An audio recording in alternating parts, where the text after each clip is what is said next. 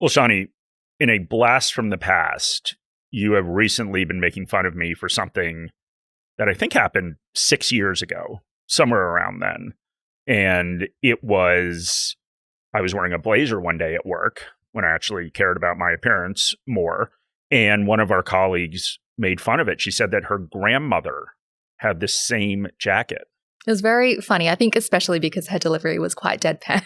Yeah, you thought it was very funny, but yes. I've never worn the jacket again. So I basically did what most men with no confidence do when they're made fun of. Yes, I guess so. So, all right.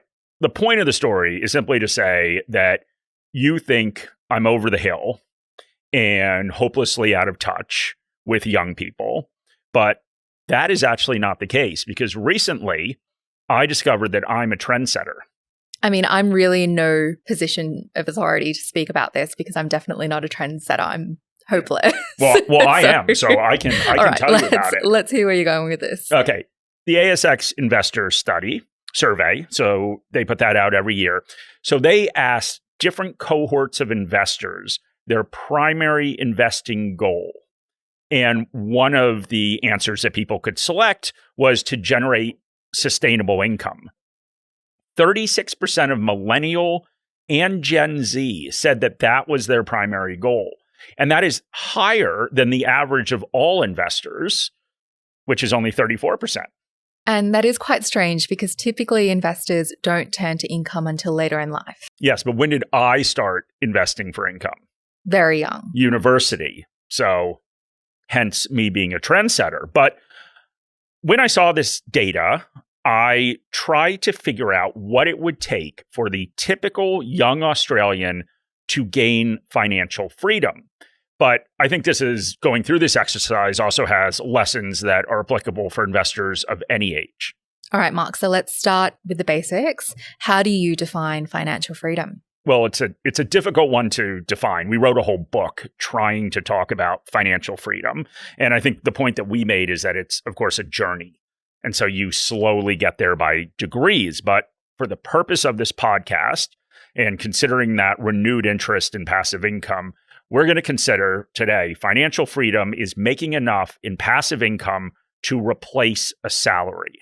The dream. Exactly. And to go through this exercise, we do need to make some assumptions. The first is the starting point for salaries. The median salary for an Australian between the age of 20 to 25 is $61,895, exclusive of super, according to the ABS.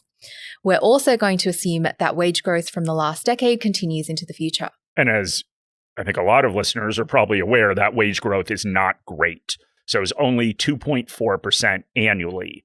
So there are a couple other assumptions we need to make. The first is our hypothetical investor is saving 10% of after-tax and after-super salary. And that after-tax component includes the Medicare levy. And we both admit that is a lot and potentially unrealistic. But the point of this is to see what it would take to achieve financial freedom. The other important part of modeling this out is the amount of passive income an investor can generate with those savings. So I created 2 different portfolios, Shani. And the important thing for this simulation and for any income investor to try to figure out how much you can make is the dividend yield, dividend growth rate, and taxes. And these inputs will determine how much income comes from new savings and dividend reinvestment and how much an income stream will grow. Right. So we need figures for all of those. So as I mentioned, I did create 2 different portfolios.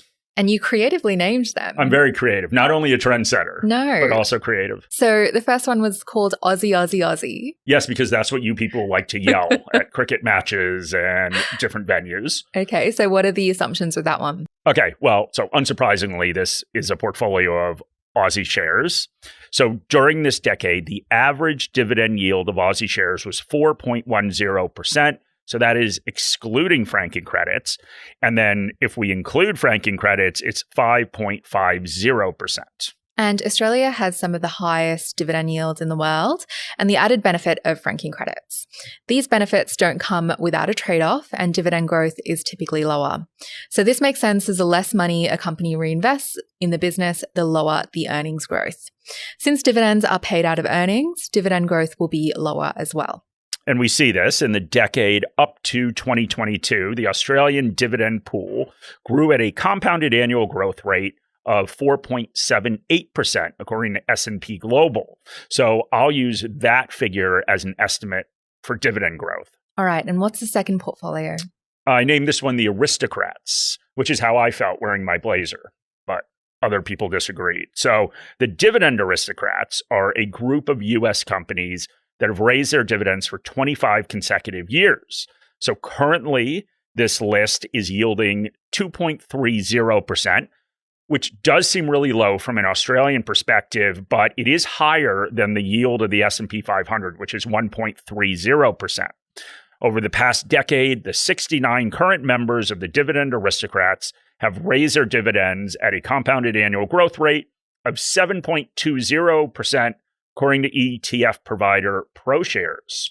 Okay, so now that we have the base down, we can run the simulations. And I was there when Mark was putting together this spreadsheet, and there was a lot of frustrated noises coming from his seat. Frustrated noises? Yes. Okay. Well, it wasn't the easiest thing in the world to do because of all the taxes. And I think a lot of the frustration was I always forget the Medicare levy. And Shani apparently thinks about the Medicare levy all the time. So after I had created the spreadsheet, I had you come over and I was showing it to you. And then you were like, you forgot the Medicare levy.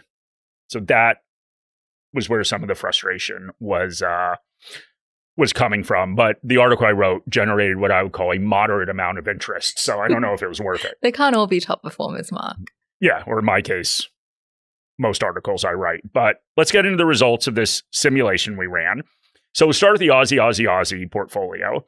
So passive income growth was fueled by new savings, increased dividends, and dividend reinvestment.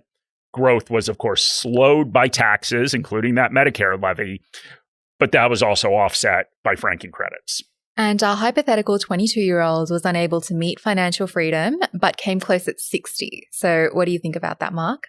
Yeah, I mean, the goal obviously the hope was to reach financial freedom before 60, because obviously that's preservation age. But I don't know, I think it's pretty good because that investor would have and this is after tax, over $87,000 of passive income as they hit 60. So even if they just retired then, they'd have their super. It's not too bad. That's pretty good. That's pretty good. But things did not work out so well for our investor in the Aristocrats scenario. Once again, at no point did the hypothetical investor reach financial freedom. At 60 years old, the investor would have about $30,000 in after-tax income. And that is meaningfully less than the Aussie scenario. Yeah, so those are starkly different outcomes. What happened? Yeah, well, I think the first lesson is franking credits and taxes matter. So our hypothetical 22-year-old started at a low marginal tax rate, so 30%. So that was applied to dividend income for many years. And at that low marginal tax rate, the franking credits actually exceeded the tax on dividend income.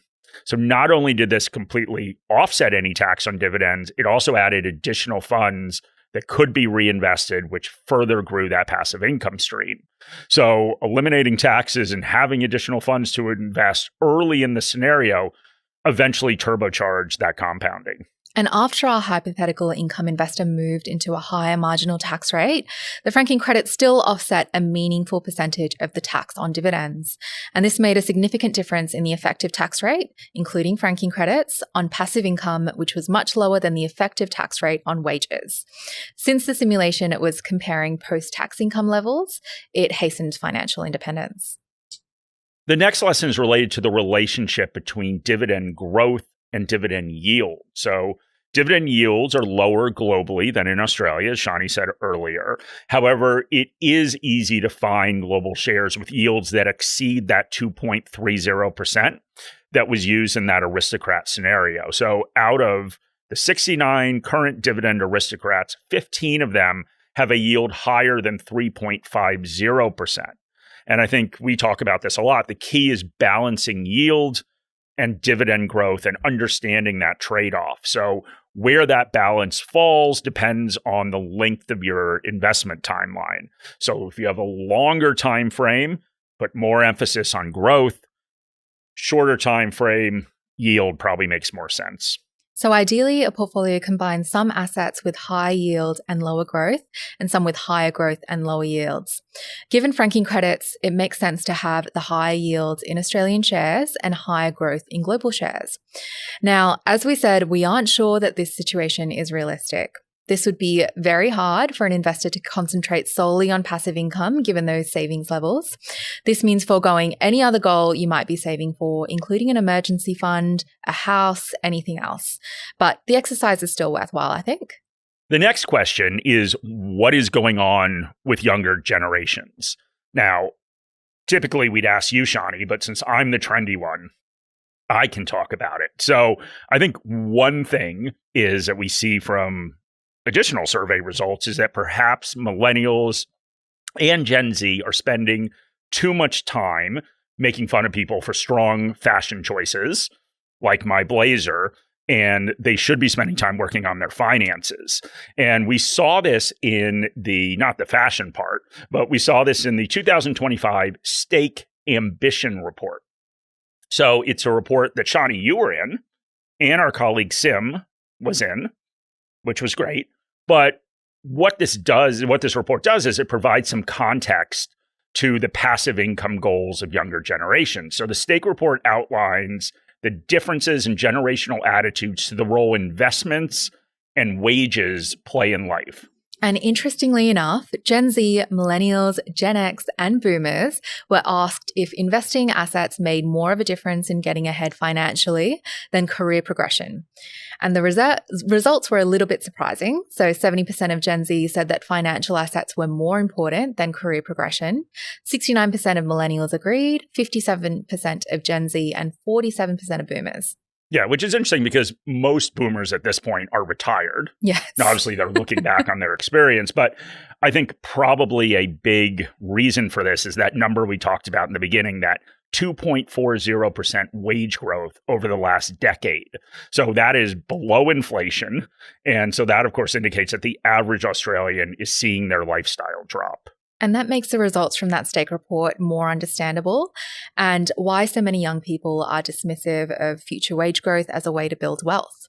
And wage growth is still critical to getting ahead because, as we said, that 10% savings rate is really difficult to do when you are young and on a low wage. So wage growth matters as long as, of course, when you're making more money, that your savings are growing and you don't just let lifestyle creep take over. So I think that that's the real example for this, that while these two hypothetical scenarios did not result in financial freedom, if you can upskill, increase your salary, save more money, you can actually get there. So saving higher than that 10% after tax, after super rate. So that is our podcast for the day. We've had some good fashion advice, which I guess is don't dress like me. And we appreciate everyone listening. This video has been prepared for clients of Morningstar Australasia Pty Ltd and or New Zealand wholesale clients of Morningstar Research Ltd. Any general advice has been provided without reference to your financial objectives, situation or needs. You should consider the advice in light of these matters and any relevant product disclosure statement before making any decision to invest. To obtain advice for your own situation, contact a financial advisor.